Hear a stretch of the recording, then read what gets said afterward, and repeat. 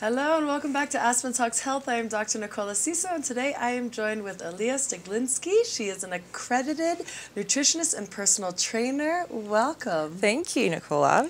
Thanks for having me on the show. My really appreciate pleasure. it. Good. We're going to talk about the 5 pillars of health. So before we get there, let's start with what's your personal journey with dieting? We talked about this a little bit on the phone, but I'd love for you to share. Yeah, sure. My earliest memory was when I was 6. I had these debilitating pains in my tummy, and my mum and dad divorced at the time. My mum took me to a specialist, a naturopath, and I was put on a diet. I remember eating pasta, and I would straight away just run to the couch and curl up, and I was in so much pain. And the naturopath gave me this plan, so I basically excluded the wheat, and that was a good thing. I felt better. However, when I was 15, I remember I really wanted to be a model, and so I was thinking, like, how do I get the body that I want? And so I went on another diet, and I saw a naturopath, and it was great. I remember sitting on this machine with these handles and my feet, like a biopedant sort of machine, and it tested all these things. It came out with papers of things that I was allergic to. So I was on a diet for another month, because I was getting skin problems, etc. But then I put on the weight once I finished the diet. And at that time, I really wanted to become a model. And it was just so hard to find this maintenance program where I could just live a life where I felt like I could eat things that felt good without having to go on a diet for a few weeks. I never felt like I could just eat food and feel in control of my food and feel good about my body. And things spiraled from there. I went anorexic, then I got hungry, and I went bulimic, and even then I went to binge eating. So these are all the disorders of eating that we can go through, that I went through.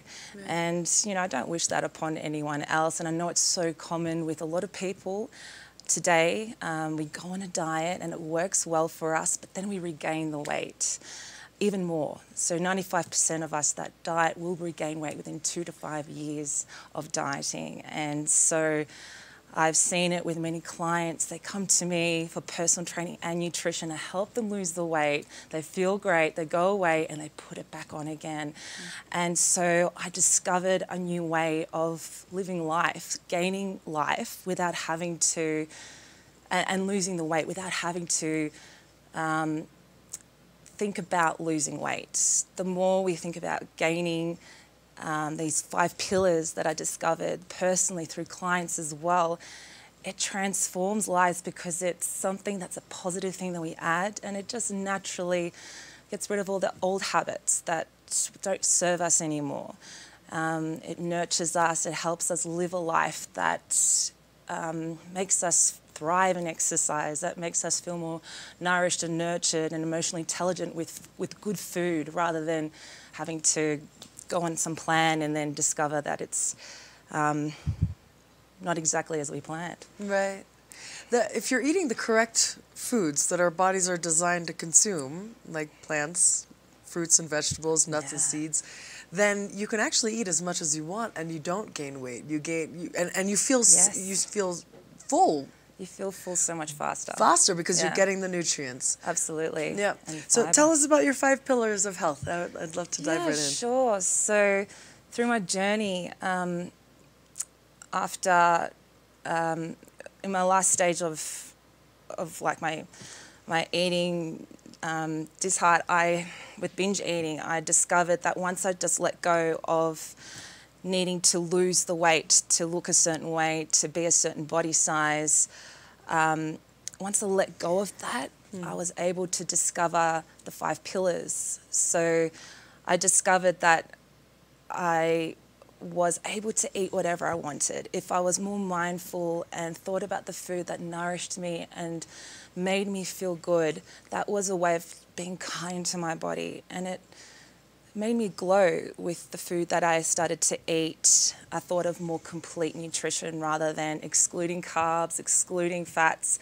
I started thinking of wholesome food, but less of it because, like you said, I was eating more plants. I was just naturally eating more natural fruits and foods that filled me up and gave me all this energy and more motivation. So my second pillar is movement with a purpose. I discovered that I didn't need to go to the gym, or I didn't have to I didn't have to get up at 5, 6 o'clock in the morning to work out. I was training clients at the time, but when I started doing movement that served me, like going to the park with a friend and just walking and talking, or jet skiing, or discovering a new movement, I started to turn up without having to do a certain program that I was giving myself or others. So movement with a purpose, if we find things that we love doing, we just do it naturally, right? It's just part of our lifestyle. And then there was also mindfulness. I discovered just new ways of incorporating mindfulness through apps. There's amazing apps out there. I listen to it at night. There's meditation and music and just learning to breathe. Ever since I just got clients to breathe when they stretch as well, they've become more aware of their body, like the mindfulness in food. When we eat food and we're more mindful of how it tastes, the euphoria of the texture, the smell, the various tastes of natural food, we enjoy it so much more, and we don't need to eat as much of it. And then authentic connections is one of my pillars as well. I discovered when we connect with people through yoga class or through, I don't know, a new ballet class or boxing, something exciting like that, we meet people, and when there are people there that we connect with, people that are on the same journey, it's an amazing, empowering experience. I think we're all here to connect, and we forget about that. We go to the gym, we do a program at home, and we're not connecting to other people and humans. That's what we need. And then there's also positive thinking. A lot of us are so mean to ourselves. Yes. I catch myself doing all the time, like, oh, that's so stupid. Why'd you do that? And it's, you know, we're wired to think, you know, in that flight or fight response. We're continually on the ball, you know, wondering what's going to happen. You know, that's part of humans. We're worried about the lion coming to chase us.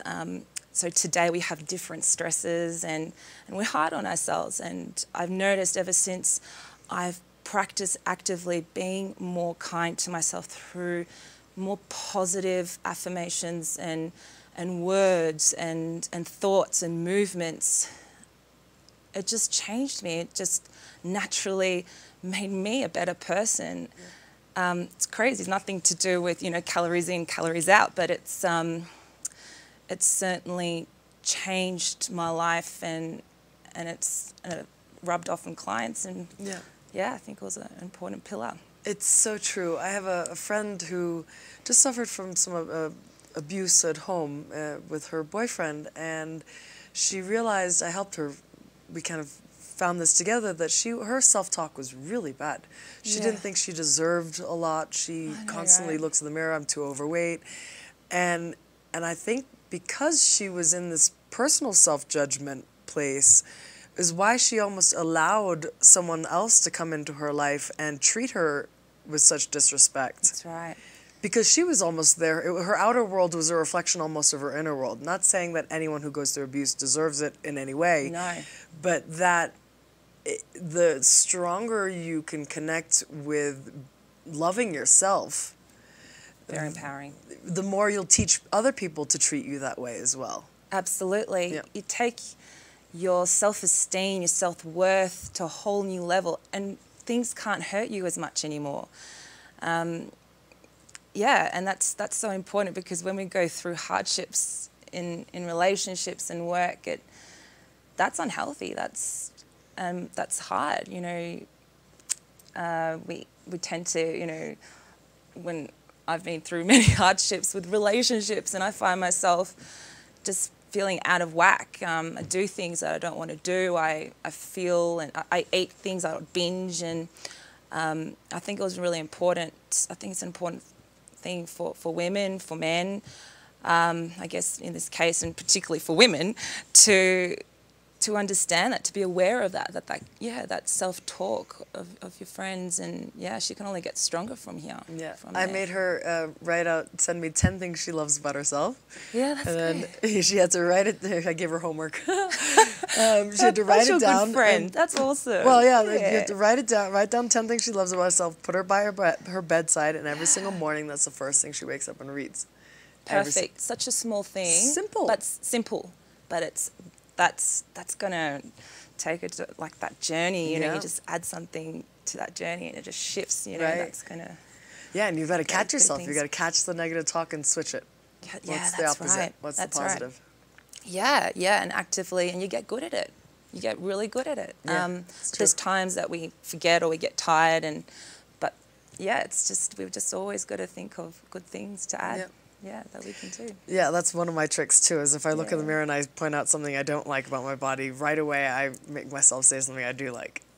That's great. Yeah, absolutely. So I'm getting better at that too. The mind's so powerful. Yeah. It really, it shapes our bodies, our lives, and yeah. It's true. Little things like that. It's great. What are some examples of some of your clients' struggles? Can you share any? Yeah, sure. A lot of my clients struggle with, they come to me when they're really desperate. They need to lose weight. They need to get off medication. And it's a big thing because they're not happy. They're not motivated. They feel like they don't have time to cook, and especially mums, like, you know, I feel a lot of them they came to me and they felt a lot of pressure to lose weight after, you know, they had their baby, especially when they haven't been fit before.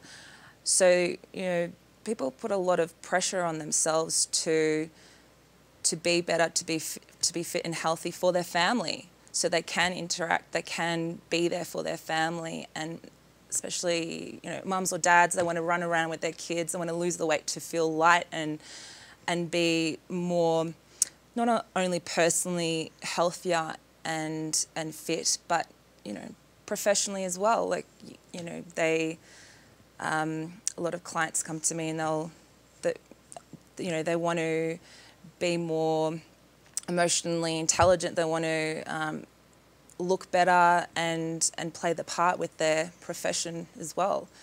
So, yeah. So you help them with their nutrition and with the exercise regime, is that?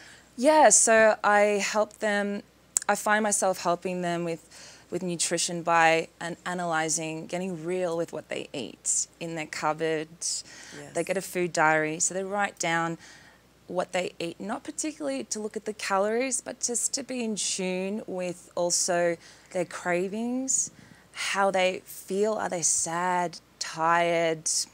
Maybe they don't feel anything at all at that time, and how full they feel at the time. So, you know, out of 1 to 10, if, you know, at breakfast they might have had something healthy, like oats, they might feel, I don't know, 7 or 8. Sometimes they come home after work and they're starving, they've fasted all day and they've stuffed themselves and they're like 11 out of 10. So it brings an idea of not only what they're eating nutritionally, but also emotionally as well.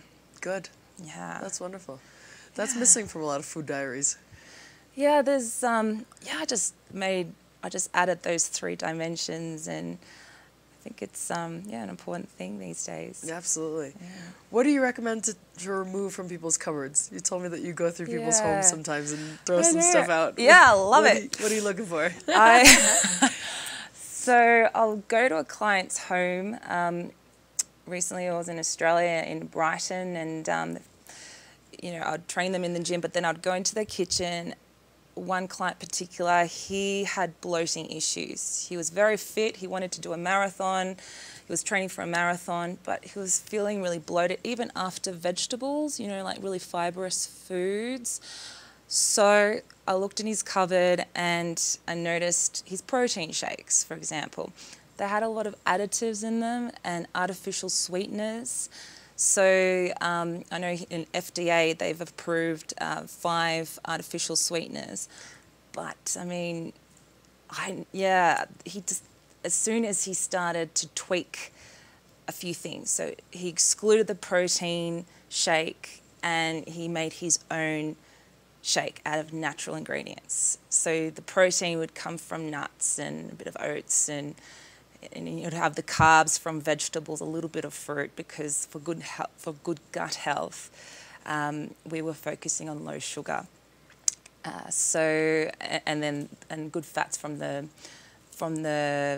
nuts, and seeds. So he started making his own shakes, and it changed his he started getting more energy. He felt more energy, and it really helped with his gut problem also to focus on his gut health through tweaking the preservatives particularly. And there's preservatives also, notice with clients, it's been such transformation, just getting rid or replacing the nitrates or the meats that have nitrates. So going to the market, it's so easy to find natural foods. You can get nice fresh turkey, smoked turkey that's preservative free.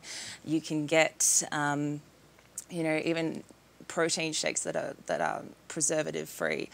So without the artificial sweeteners, the nitrates from meats, and even the preserve that's in fruit, that's given a lot of clients grief.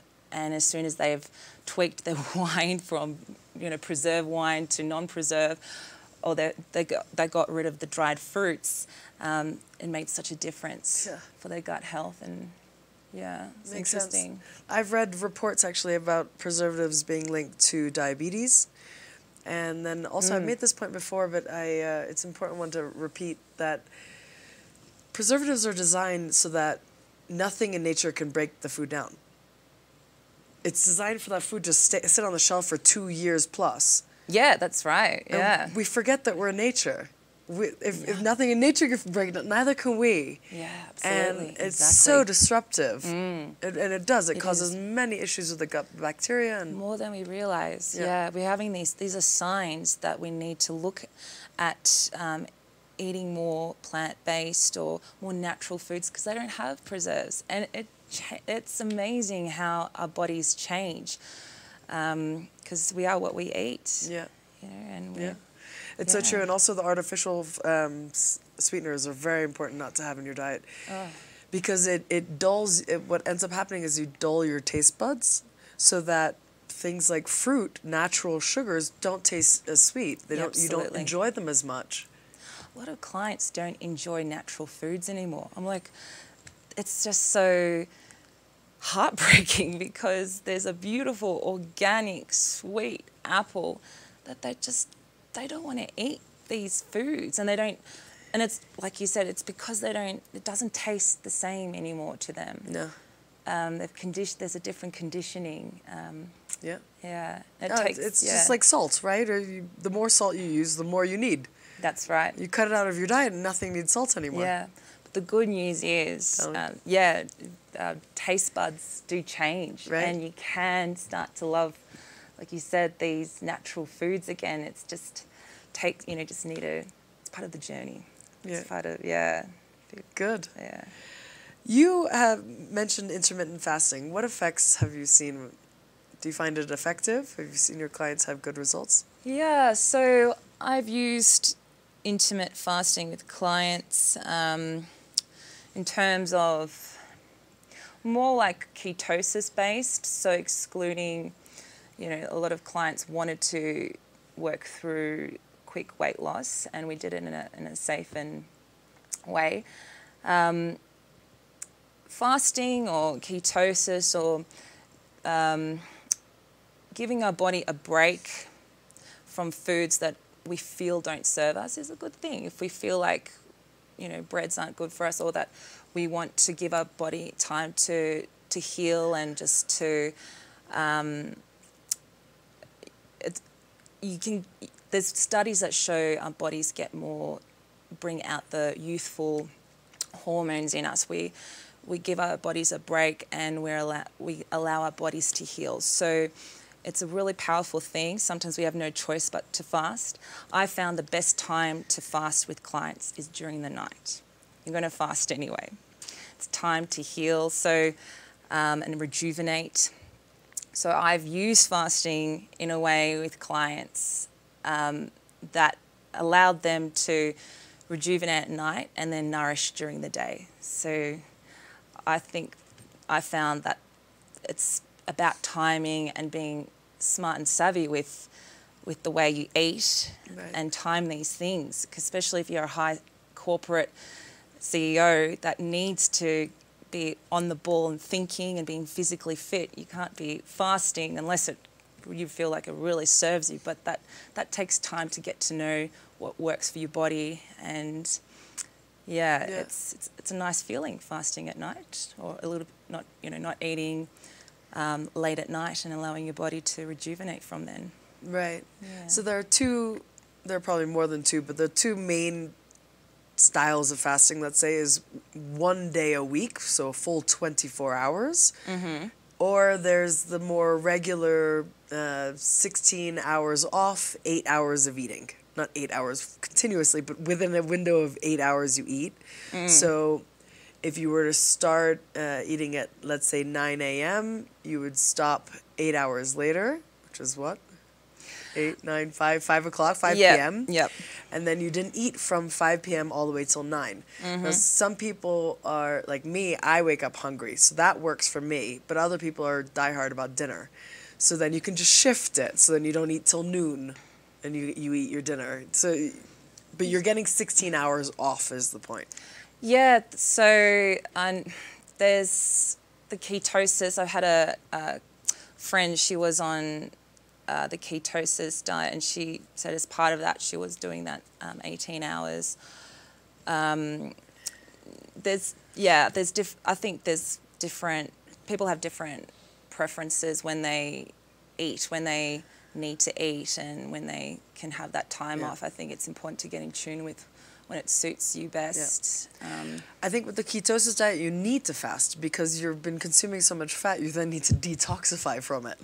I'm not a strong advocate for ketosis. Well, yeah, ketosis. I mean, yeah, I ran the Tony Ferguson. It's a shake diet. There's all sorts of Atkins. I think is quite similar as well. It's so.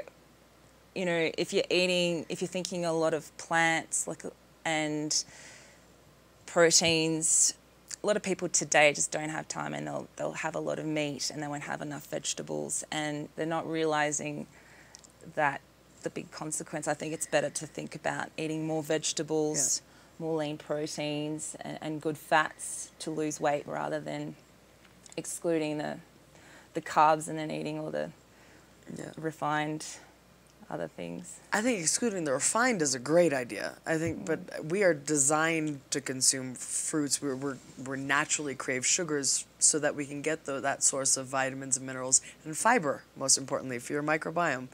And fruits are full of fresh water as well. You wouldn't think this, but a banana is actually 75% water, which is not what you would think. But yeah, it's full of lots of nutrient, potassium. Right. So many nutrients that your body needs, so I highly advocate it.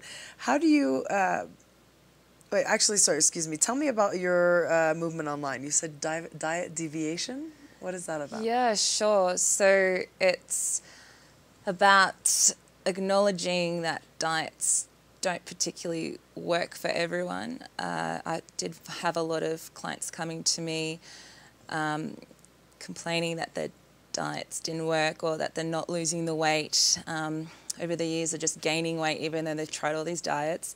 So I created this movement acknowledging that, and I noticed that with the French, they live a more sustainable lifestyle, yet they have one of the healthiest nations in terms of heart disease. They call it the French paradox. But they are known to be one of the thinnest, and when you go to France, you'll notice they're quite proud with their body image and also the way they eat and have their lifestyle. So this movement celebrates simply sustainable, lean body living, where we're discovering a journey where our bodies are evolving and we need to listen to our bodies in terms of what foods it needs, that's natural, that's complete.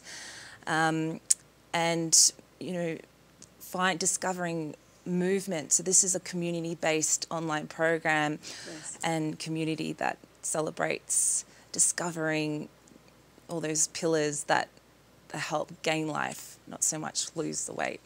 But yeah, lose the weight through gaining life, basically. Wonderful. Yeah. We're almost out of time. But yeah, if you, no, thank you, Dr. Nicola. I'm glad you're here. If there's anything you could leave the audience with, what would you, is there one message you want to share? Your body is always giving you signs, and that's a good thing, even if it's negative. But it's important to listen to your body, nurture it, be your best friend, and the world will be your oyster. Yeah. I believe that, yeah. So true. Yeah. How can people find you in the Valley? Sure. So on Facebook, it's a group, a closed group. Everyone's more than welcome to join. It's called Diet Deviation. Otherwise, yeah, dietdeviation@gmail.com. I've got website information and a funnel. It's through the Facebook, but yeah, you can always Diet Deviation. Yeah, on Gmail me, and I can forward any information or help anyone. Yeah, always there. Wonderful. Yeah. Thank you, Alia. I really appreciate you being on the show. It's a love. Thank you so much. You're amazing. Thank Good on you. As always, check out aspentalkshealth.com for more information, and I'll put up Alia's contact information as well so you can get a hold of her. All right. Thank you so much for tuning in.